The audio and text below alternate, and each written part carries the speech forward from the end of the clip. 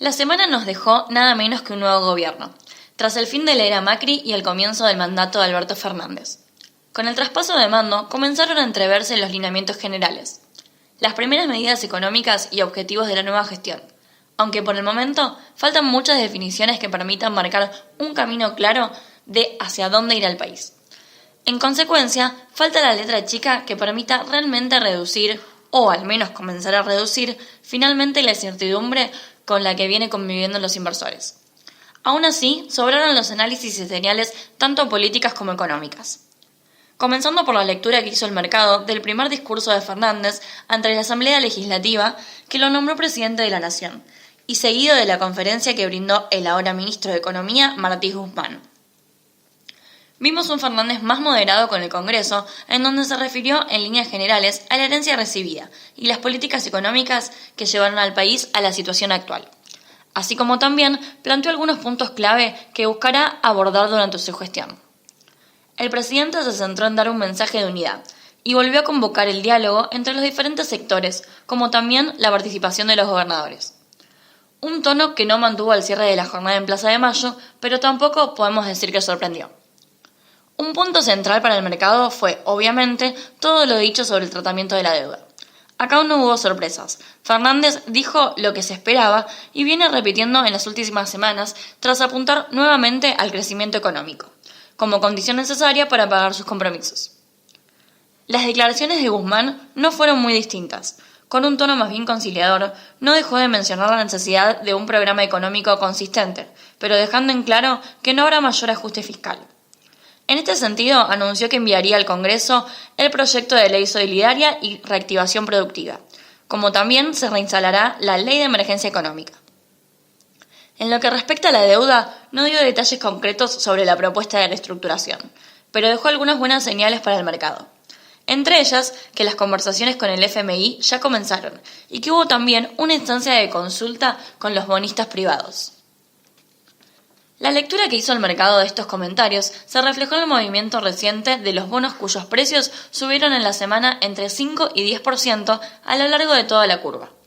Por el momento, las paridades promedias se ubican en el orden de 43 y 44%, mientras que el diferencial por legislación se mantiene y profundiza. Mientras tanto, el riesgo país retrocedió casi 200 puntos para ubicarse hoy en los 2.122 puntos. Ahora bien, un país que crezca como condición de pago pesa sobre los mercados y lo seguirá haciendo hasta que no haya un camino fiscal que sustente cualquier proyecto de reestructuración de la deuda y políticas de crecimiento concretas. Para la renta variable, la volatilidad intradiaria fue sin dudas un dato de la semana, mientras que la selectividad en los papeles se mantiene con un panel líder que no dejó de reflejar números mixtos. En concreto, si bien el S&P Merval logró registrar una suba de casi 4% este viernes, en la semana la variación fue de apenas 0,7%, hacia los 36.813 puntos. Si lo medimos en dólares, el índice avanzó levemente a los 496 puntos. Esto con volúmenes que permanecen en la parte media-baja que venimos viendo en los últimos meses. Entre las variaciones más importantes, Banco Francés, Value y Cablevisión registraron alzas de 11, 9 y 6% respectivamente. Los rojos, en cambio, fueron encabezados por Telecom, Cresud y Transener, en 8,5, 5,8 y 4,5% en igual orden. La dinámica en el mercado de cambios sigue siendo similar a lo que veníamos viendo en los últimos meses, y se espera que permanezca así tras la confirmación del ministro de Economía y del presidente del Banco Central, de la continuidad de las restricciones cambiarias, algo que no sorprende. En este sentido, el mayorista operó alrededor de los 59,80 a lo largo de toda la semana, y con la constante intervención del central en unos 60 millones de dólares promedio diarios. El volumen de negocios se mantuvo en torno a los 200-300 millones de dólares, que consideramos bajo.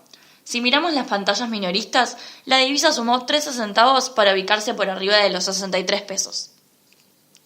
Con respecto a la brecha, sufrió una importante caída con respecto a los niveles del orden del 31 y 25% que vimos a fines de la semana pasada. Esto producto de la caída del contado con liqui y el MEP, en casi 7% durante la semana, hacia los 73,60 y los 70,30 respectivamente, dejando la brecha con el oficial en el 23 y 18% en cada caso. Los precios de los contratos de futuro del dólar ROFEX también retrocedieron con fuerza esta semana. En las posiciones más cortas cayeron 8% en promedio, mientras que el resto de las posiciones descendieron entre 9 y 10%. La curva de tasas de devaluación implícita dentro de los futuros permanece invertida con tasas de entre 60 y 50%. Para tener como referencia, agosto del 2020, la divisa cerró 81,60. En cuanto a la tasa de interés, esta se mantuvo en 63% anual para las LELIQ, con un stock de niveles de 683.880 millones, 10% por debajo del stock de la semana anterior. Básicamente, en las tres últimas ruedas no hubo ni contracción ni expansión de base por esta vía, mientras que la tasa Badlar, dentro de un escenario de mayor liquidez, se mantiene cayendo de forma acelerada a niveles debajo del 42,5% anual.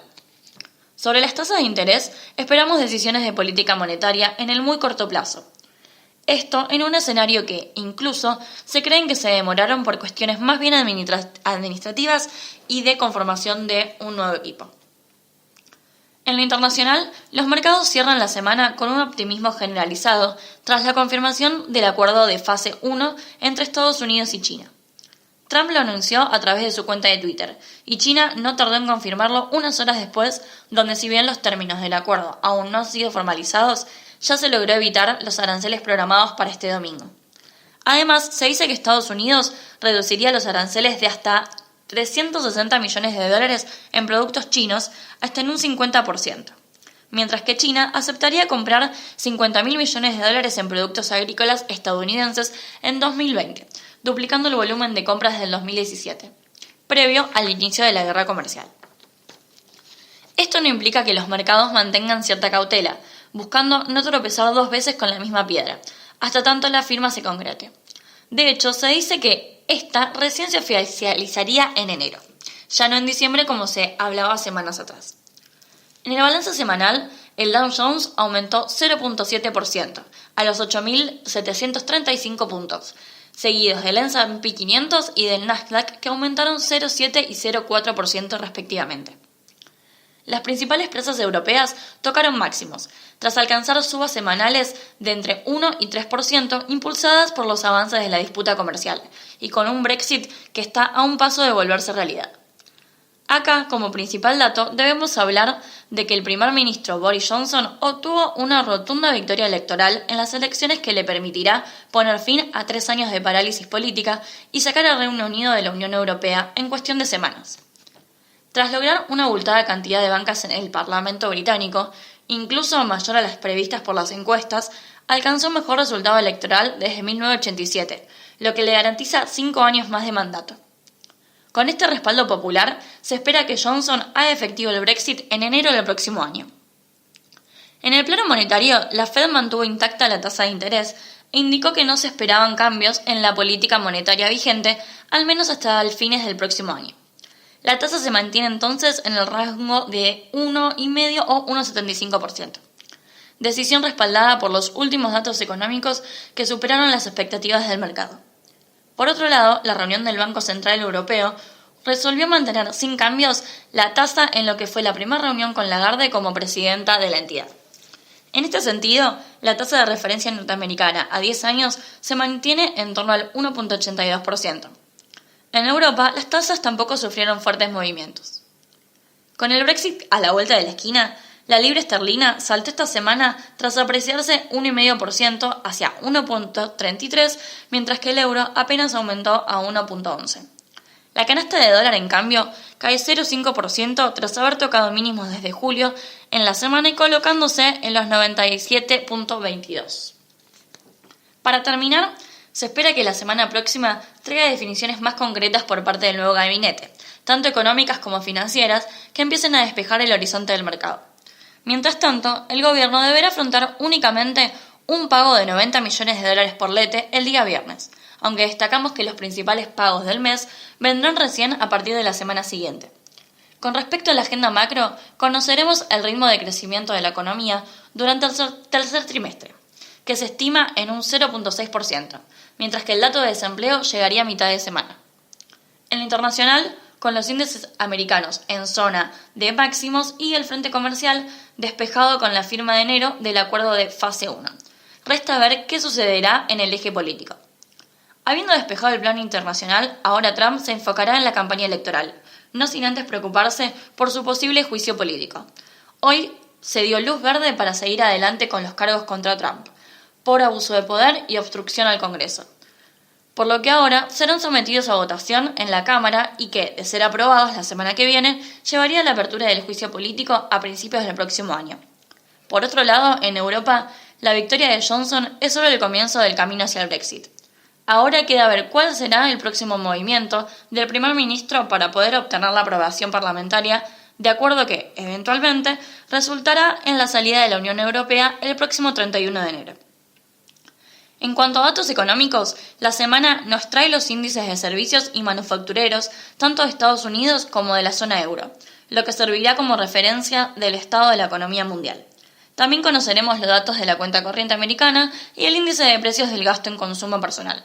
Además, contaremos con la reunión de política monetaria del Banco de Inglaterra, ya que no podrá poner la incertidumbre del Brexit como excusa.